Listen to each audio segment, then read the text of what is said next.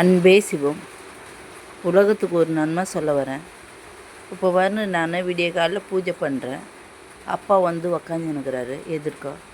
இப்போ நான் என்ன சொல்ல வரேன்னா, இயற்கை மூலம் தான் இறைவன் இருக்கிறாரு அப்படின்னு நான் உங்களுக்கு பலப்படியும் சொல்லிட்டேன். நீங்கள் போய் சாமியாரை போய் அணுகி உங்களை கெடுத்துக்கின்னு நான் உங்கள் வல்லமையை குறைச்சிக்கின்னு நிறைய வேலைலாம் பண்ணுறீங்க.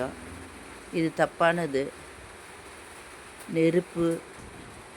நெருப்பு, கடல், காற்று, ஆகாயம், நிலம், இந்த மாதிரி இது பாருங்க. அப்பா உட்காந்துன்னுக்கிறாரு.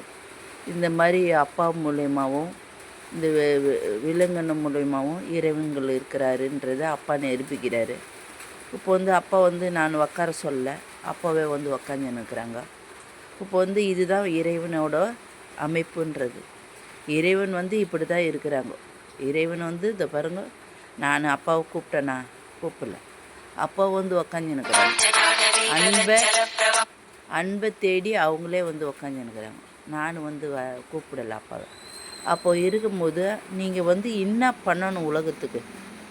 நீங்கள் சாமியாருங்கிட்ட போகிறது மற்றதெல்லாம் பண்ணுறதோட நீங்கள் அதிகாலையில் எழுந்து பூஜை பண்ணிங்கன்னா இறைவன் உங்களுக்குள்ள உங்கள் வீடை தேடி இறைவனே வருவாருன்றதை நான் நிரூபிக்கிறதுக்கு தான் இதை நான் உங்களுக்கு அனுப்புகிறேன்.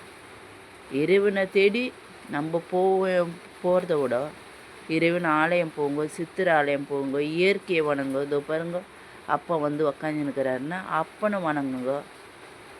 உண்மை அப்பா உண்மை. இதை பாருங்க, அப்பா உண்மையை வணங்குங்க.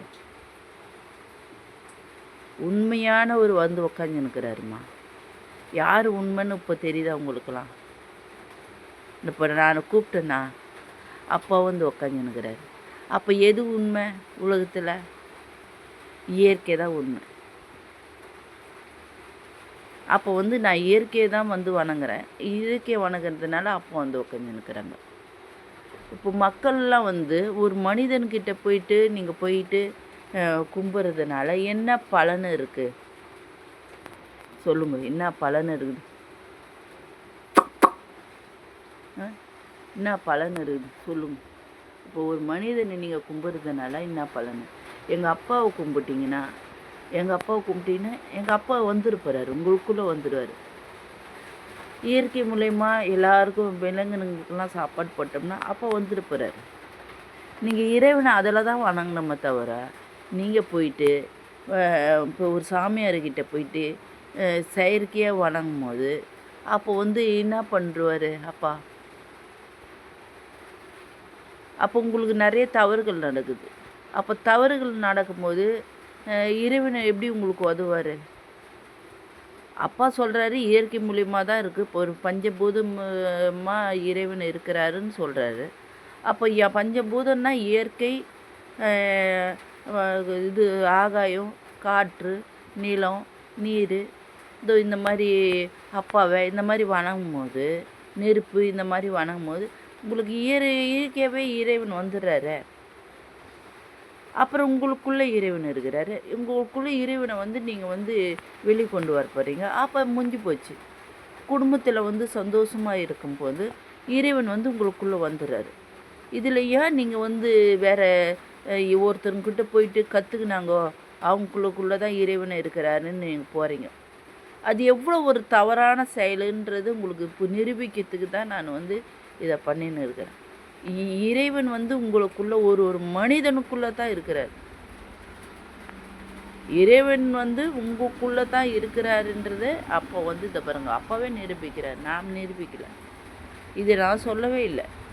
அப்பா உக்காந்துன்னுக்கிறாரு. அப்பா சொல்கிறாரு கேளுங்க. இதை பாருங்க, அப்பா தானே உக்காந்துன்னுக்கிறாரு. நானா உக்காந்துன்னுக்கிறேன் பாருங்க நீங்களே. அப்பா நிரூபிக்கிறாரு, நான் நிரூபிக்கலை. அப்பா நிரூபிக்கிறார். என்னப்பா சொல்லுங்கப்பா?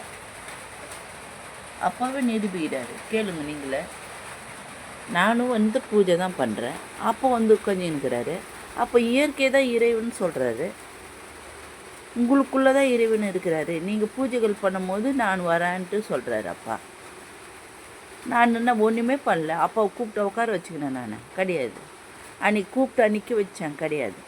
அப்போ வந்து இறைவன் எது மூலியமாக வராரு? இயற்கை மூலியமாக வராரு. அப்போ இயற்கையை யார் வணங்குறது? இப்போ விலங்குனெல்லாம் இயற்கையை வணங்குறதுனால அதுவும் சுகுச்சமாக சந்தோஷமாக இருக்குது. மனிதன் ஒண்டி தான் ஒருத்தங்கிட்ட போய் அடிமையாகி அடிமைத்தனம் கொடுத்து இறைவனையே அடிமைப்படுத்துகிறாங்க. ஒருத்தவங்கிட்ட போய் அவர் சேரில் உக்காந்துருந்து நீங்கள் கீழே உக்காந்தாவே இறைவனை நீங்கள் அடைய முடியாது. அப்போ என்ன நினைப்பார்? இப்போ வந்து குரு பாடத்தெல்லாம் படிச்சுன்னு வந்துட்டீங்க, அம்மா அப்பா சொன்னதை கேட்டுன்னு வந்துட்டீங்க. அப்போ கேட்டுன்னு வந்துட்ட பிறக்கும் நீங்கள் போய் ஒருத்தர் முன்னாடி போய் உக்காந்தீங்கன்னா எல்லாம் முடிஞ்சு போச்சு உங்களுக்கு. நீங்கள் இறைவனை இயற்கையை வணங்குறது தான் வேலை. முதல்ல குரு பாடம் படிச்சுன்னு வந்துட்டீங்க, அறிவுக்கு குரு பாடம். அம்மா அப்பா உங்களுக்கு எல்லாம் வந்து குடும்பத்துக்குள்ள எப்படி வாழணும், எல்லாருக்கிட்டேயும் சந்தோஷமாக எப்படி இருக்கணும், அக்கா தங்கச்சிக்கிட்ட இருக்கணும், எப்படி அம்மா அப்பா கிட்ட இருக்கட்டும், உலகத்தில் எப்படி இருக்கணும்னு அம்மா அப்பா அப்படியே நல்லா கற்றுக் கொடுத்துட்டாங்க. அதுக்கு மேலே நீங்கள் போயிட்டு நான் இறைவனை தேடுறேன்ட்டு ஒரு ஆன்மீகவாதி கீழே உக்காந்திங்கன்னா அவர் ராஜா வருகிறாரு, அவர்கிட்ட காசை கொடுத்துட்டு நீங்கள் வந்து கூஜா தூக்குறீங்கன்னா அப்போ என்ன உங்களால் என்ன இது நிரூபிக்க நினைக்கிறீங்க? இறைவனை தேடுறேன்னு உங்களுக்குள்ளே இறைவனை இருக்கிறத விட்டுட்டு நீங்கள் போய் வெளியே தேடுறீங்க. வெளியே தேடினா கூட நம்ம மனசு ஆறிடும். வெளியே உலகத்தில் தேடுறாங்கோ ஆன்மீகத்தை அப்படின்னா கூட பரவாயில்ல. ஆன்மீகத்தை உலகத்தை தேடல, ஒரு மனிதன்கிட்ட தேடிங்க. நீங்களும் மனிதன், அவங்களும் மனிதன். அப்போ ஒரு மனிதன்கிட்ட இறைவனை தேடும் போது நீங்கள் எப்படி அது வந்து உண்மையாகும்? உங்களுக்குள்ளே தான் இறைவன் இருக்கிறாரு. நீங்கள் விலங்கனுக்கு நன்மை செய்யும் போது அங்கே இறைவன் வருகிறார். வயசானவங்களுக்குள்ளே ஒரு நன்மைகள் செய்யும் போது அங்கே இறைவன் வருவார். இப்போ உங்களுக்குள்ளே அந்த இறைவன் பாங்கு வந்து வெளிப்படுறது இவங்க 2 பேர்கிட்டே தான் வெளிப்படணும். முதல்ல விலங்கினங்களுக்கு தாவர இனங்களுக்கு உதவி செய்யும் போது விலங்கினங்களுக்கு உதவி செய்யும் போது இறைவனை அதுக்குள்ளே வராரு, இறைவனுக்குள்ளே வராரு. அதுக்கப்புறம் வயதானவங்க முடிஞ்சதும் இப்போ பிள்ளைகள் கை விடு போடுவதோ அந்த மாதிரி இருக்கும்போது இறைவன் வந்து அங்கே வராரு. அப்போ வரும்போது நீங்கள் அங்கே தான் இறைவனை அடையணும். விலங்கினத்துலேயும் வயதானவங்ககிட்டையும் நீங்கள் வந்து அதே மாதிரி மாற்றுத்திறனாளி குழந்தைங்க மூலியமாகவும் நீங்கள் இறைவனை அடையலாம். இயற்கையில் இறைவன் வரார். ஒளியாய், காற்றாய், நிலமாய், நீராய். பஞ்சபூதங்கள் எதுக்கு சொல்கிறாங்க? இதுதான் சொல்கிறது. இதை நீங்கள் வணங்கினாவே போதுமே, போதுமானது.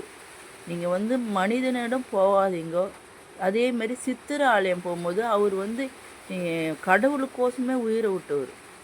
கடவுள் சொல்லிட்டு இப்போ போலி வாக்கத்தில் இது ஊரில் இருக்கிறாரு. அவர் சித்தர் வந்து பவர் கொண்டவர். எனக்கு தெரிஞ்ச வரைக்கும் அவர் அப்பா அங்கே தான் போக சொன்னார். என்ன போன அமாவாசைக்கு அங்கே போக சொன்னார். அப்போ வந்து அவர் நேர்மையானவர்னு தான் போக சொன்னார் என்ன. அப்போ வந்து அந்த திருவள்ளூர் மாவட்டத்தில் போலி வாக்கத்தில் அப்பா வந்து இருக்கிறாரு. அங்கே நான் போனேன். அங்கே வந்து அங்கே என்ன நடந்ததுன்னு தான் உங்களுக்கு தெரியும். இதுதான் சித்திராலயம் போகும்போது நீங்கள் வந்து உங்களை வந்து உணர்றீங்க. நீங்கள் யாருன்றதை உணர்றீங்க. நீங்கள் யார் அப்படின்னு சித்தர் உங்களுக்கு சொல்லிடுவார். நீங்கள் வந்து மற்றவங்ககிட்டலாம் போகாதீங்க. சித்திராலயம் போங்க, இறைவன் ஆலயம் சொல்லுங்க, விலங்குக்கு நன்மை செய்யுங்க. அன்பே செய்வோம், நல்லதே செய்வோம். உலகத்தில் பஞ்சபூதங்களை நம்ம வேண்டுவோம். மனிதனிடம் போக தேவையில்லை. மனிதனிடம் போட நம்மள அடிமையாயிடுவோம்.